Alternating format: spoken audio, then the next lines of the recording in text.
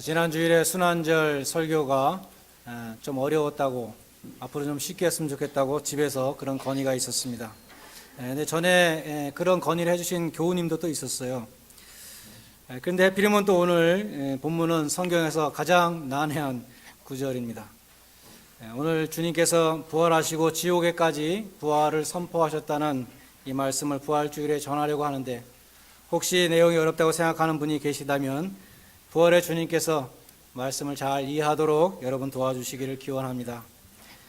교우들에게 괴로움을 당하던 어떤 젊은 목회자가 있었는데, 연로하신 선배 목회자를 찾아가서 상담을 했다고 합니다. 저는 도저히 더 이상 목회를 못하겠습니다. 그래서 사임하려고 합니다. 그러자 선배 목회자는 이렇게 질문했습니다. 교인들이 목사님의 얼굴에 침을 뱉으신 적이 있습니까? 그런 적은 물론 없습니다 라고 대답했습니다. 그러면 교인들이 목사님을 때린 적이 있습니까? 아니요, 그런 적도 없습니다. 그러면 교인들이 옷을 벗기고 조롱하고 비웃은 적이 있습니까? 아니요, 그런 적도 물론 없습니다. 교인들이 목사님을 채찍질하고 가시면류관을 씌우고 십자가에 못 박은 적이 있습니까? 그 질문을 들은 다음에 목회자는 깨달은 바가 있어서 알겠습니다, 하나님의 도우심을 기도하며 계속 목회하겠습니다 라고 말했다고 합니다. 부활의 기쁨이 아주 충만한 것 같네요. 주님은 많은 고난을 당하시고 십자가에 매달려 죽으셨습니다. 예수님의 일생에서 가장 위대한 사역은 그분의 죽으심입니다. 어떤 사람의 전기나 자서전을 보면 그 사람이 살아서 행한 위대한 업적들, 공적들, 또 그 사람의 사상, 활동, 이런 것들이 그런 것들을 초점을 맞춰서 말하죠. 그러나 성경을 읽어보면 예수님은 많은 기적도 행하시고 훌륭한 가르침도 많이 주셨지만, 그러나 가장 중요한 사건은 십자가의 죽으심이라는 것입니다. 실로 복음서의 태반이 예수님이 죽으시는 그 주간에 일어난 일들을, 그 일주일을 기록하고 있습니다. 복음서의 모든 기록들은 십자가를 가리키고 있습니다. 십자가의 죽음을 떠나서는 예수님의 사역을 이해할 수 없습니다. 그래서 예수님 친히 말씀하시기를, 인자가 이 세상에 온 것은 섬김을 받으려 함이 아니라 많은 사람들을 섬기고 많은 사람들을 위해서 인자의 목숨을 대속물로 주려고 왔다고 그렇게 말씀하셨습니다. 오늘 본문 18절에도 같은 내용을 말씀하고 있습니다. 그리스도께서 한번 죄를 위하여 죽으사 의인으로서 불의한 자를 대신하셨으니 이는 우리를 하나님 앞으로 인도하려 하심이니라. 예수님이 죄를 위해 죽으셨다. 의로운 분인데 죄를 위해서 불의한 자들, 죄인들을 대신해서 죽으셨다고 말씀합니다. 그런데 그 목적이 무엇인가? 그것은 우리를 하나님 앞으로 인도하려 하시려고, 인도하시기 위해서 죽으셨다고 말씀하는 것입니다. 그리스도의 십자가가 없었다면 우리는 하나님 앞에 나아갈 수가 없습니다. 주님께서 십자가에서 하나님의 은혜의 보좌 앞으로 나아가는 길을 우리를 위해서 열어주신 것입니다.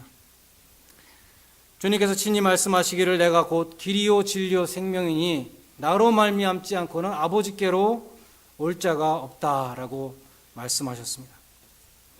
그처럼 이 18절 전반부에서 주님의 죽으심 그리고 그 목적에 대해서 말씀하고, 이어지는 후반부에 보면 육체로는 죽임을 당하시고 영으로는 살리심을 받으셨다 이렇게 말씀합니다. 이 말씀을 그냥 한국 성경으로 읽으면 거의 대부분의 사람들은 예수님의 육체와 영혼으로 나눠서 예수님 육체는 죽임을 당하셨지만 예수님의 영혼은 살리심을 받으셨다 이렇게 이해하게 되는 것입니다. 그래서 이것이 과연 예수님의 영혼이냐 아니면 성령이시냐, 그것을 어떻게 볼 것인가 하는 문제가 있습니다. 캐톨릭에서 쓰는 제루살렘 바이블에 보면 이 영을 소문자 스피릿으로 번역했습니다. 예수님의 육체가 죽어있는 상태에서 예수님의 영혼이 살리심을 받아서 지옥에 내려가서 복음을 전파했다, 그렇게 보는 것입니다. 또 가톨릭에서는 옥에 있는 영혼들에게 복음을 전하셨다, 그 연옥에 있는 사람들도 구원받을 여지가 있다. 그 연옥의 그 교리도 이 본문에 근거하고 있습니다. 그러나 이 해석은 문제가 있습니다. 왜냐하면 성경은 영혼 불멸을 말씀하기 때문입니다. 우리들도 마찬가지로 육체가 죽어도 영혼은 죽지 않습니다. 우리의 존재는 끊어지지 않고 계속되는 것입니다. 근데 예수님의 영혼이 살림을 받으셨다 하면 예수님의 영혼이 일단 죽으셨다는 것을 말씀하는 것입니다. 그래서 그런 일은 있을 수 없는 것입니다. 킹 제임스 성경이나 NIV 성경에 보면 그래서 18절의 영은 대문자 S로 Spirit으로 해놨습니다. Quickened by the Spirit 혹은 Made alive by the Spirit, 대문자 Spirit, 성령님이 살리셨다. 그 해석이 성경 전체의 가르침과 부합되는 것입니다. 로마서 8장 11절에 보면 예수를 죽인 자 가운데서 살리신 그 성령께서 너희 안에 거하시면 너희 안에 거하시는 그 성령으로 말미암아 너희의 죽은 몸도 너희의 죽을 몸도 살리시리라 그렇게 말씀합니다. 예수님의 그 죽으신 몸도 성령께서 살리신 것입니다. 그러므로 우리는 18절 후반부를 육체로는 죽이심을 당하셨으나 성령님에 의해서 살리심을 받으셨다 그렇게 읽어야 합니다. 오늘 본문에서 가장 난해한 구절은 19절입니다. 저가 또 영으로 옥에 있는 영들에게 전파하시니라. 이것을 예수님이 십자가에 죽으시고 부활하시기까지 그 중간에 무덤에 있는 동안에 일어난 일로 지금 말씀드린 것처럼 예수님의 영혼이 지옥에 가서 그 지옥의 영혼들에게 전파하신 것으로 보는 견해가 있습니다. 미국 교회에서 사용하는 사도신경 보면은 미국 교회에 가셔서 여러분이 찬송가 뒤에 보면 어떤 교회에서 사용하는 사도신경에는 이렇게 되어 있습니다. 예수님이 descended into hell, 지옥에 내려가셨다. 그런 구절이 있습니다. 한국교회는 그 사도신경을 사용하지 않지만 그러한 신앙 고백은 바로 이 구절 위에 근거한 것입니다. 그러나 성경 전체를 놓고 볼 때 우리는 그처럼 예수님의 육체가 무덤에 있는 동안에 예수님의 영혼이 지옥에 내려가셨다는 그러한 가르침을 받아들일 수가 없습니다. 이 19절도 예수님이 성령의 능력으로 부활하신 후에 일어난 일로 보아야 하는 것입니다. 18절의 영을 성령으로 보기 때문에 우리는 19절의 영으로도 성령으로 보는 것입니다. 그래서 NIV 성경은 영으로라는 구절을 through whom이라고 성령을 통해서 지옥에 있는 영들에게 전파하셨다 그렇게 해석했습니다. 더 좋은 번역은 킹 제임스 번역의 by which라는 번역입니다. 성령의 능력으로 부활하시고 그 상태로 by which 부활하신 상태로 지옥의 영들에게 전파하셨다 그렇게 해석하는 것이 가장 좋은 것입니다. 이 지옥에 있는 영들은 누구인가? 20절에 보면 노아 당시에 순종치 아니했던 자들이라 그렇게 되어 있습니다. 왜 하필이면 주님은 지옥에 있는 영혼들 가운데 노아 당시에 불순종했던 사람들에게 선포하셨는가? 아마도 베드로는 불순종한 사람들의 대표로서 하나님이 그 심판하셨던 그 노아 당시의 사람들을 제시한 것이라고 생각됩니다. 노아 시대의 구원의 복음을 거부했던 사람들은 그리스도 이전에 불순종하고 죽은 사람들 전체를 대표하는 것으로 볼 수 있는 것입니다. 또 전파했다는 것은 지옥에 있는 영혼들에게 복음을 전파하신 것이 아닙니다. 여기에 쓰이는 헬라어는 유앙겔리조라는 복음을 전파했다는 그런 단어가 아니라 선포했다는 뜻입니다. 부활하신 주님께서 지옥에까지 주님의 부활을 선포하셨다. 성령의 능력으로 부활하신 주님이 그 위대한 승리를 지옥에까지 선포하셨다. 그렇게 말씀하는 것입니다. 나아가서 22절은 그리스도의 승천을 말씀합니다. 예수님은 승리를 완전케 하시기 위해서 승천하셨습니다. 저는 하늘에 오르사 하나님 우편에 계시니 천사들과 권세들과 능력들이 저에게 순복하느니라. 예수님은 영광의 보좌로 다시 복귀하셨습니다.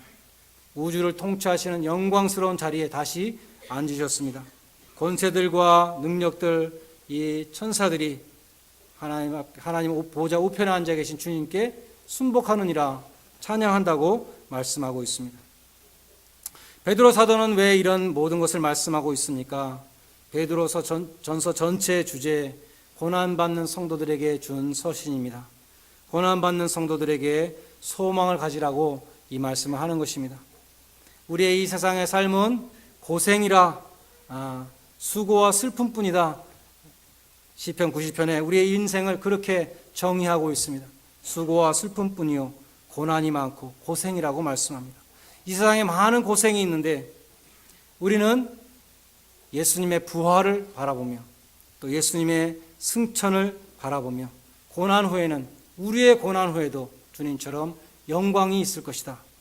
그것을 베드로는 말씀하고 있는 것입니다. 예수님이 십자가 고난을 받으실 때 얼마나 많은 조롱과 비웃음을 당하셨습니까? 그러나 마침내 부활하사 하나님 우편에 앉으시고 하늘에 있는 자들과 땅에 있는 자들과 땅 아래에 있는 자들 그 모든 무릎을 예수 그리스도의 앞에 꿇게 하셨느니라 그렇게 말씀합니다. 고난 끝에는 영광이 있다. 반드시 영광이 있다. 영어로 그런 말이 있습니다. Bear the cross, wear the crown.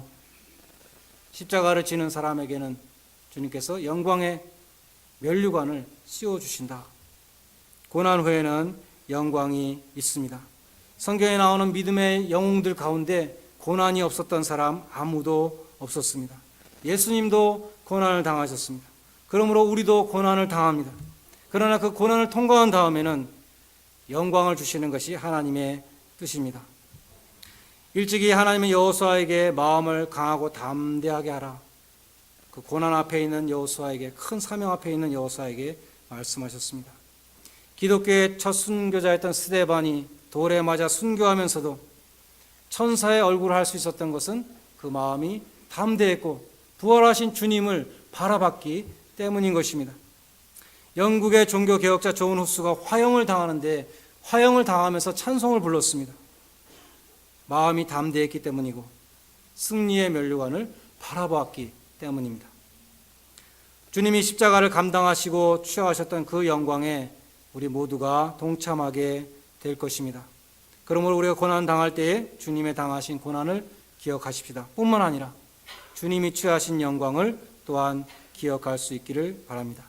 장차 나타날 영광을 바라보며 어떠한 고난도 믿음으로 이길 수 있는 성도님들이 되시기를 바랍니다.